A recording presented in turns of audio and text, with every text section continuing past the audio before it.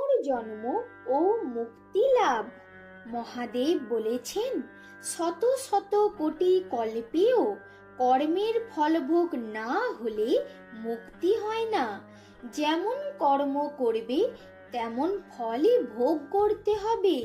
যেমন পাপ কাজের জন্য নরক ভোগ, পুণ্য কর্মের জন্য স্বর্গ লাভ ও পাপ পুণ্য উভয় ফলের জন্য পৃথিবীতে জন্ম হয়।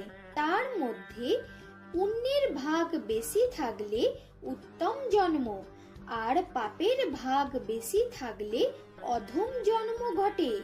সঞ্চিত, ক্রিয়মান এবং প্রারব্ধ এই তিন রকম কর্মফলের কথা শাস্ত্রে বলা আছে। তার মধ্যে আগের জন্ম থেকে পাওয়া কর্মকে সঞ্চিত কর্ম বলে। এর ফলে জন্মান্তর হয় প্রাণীর।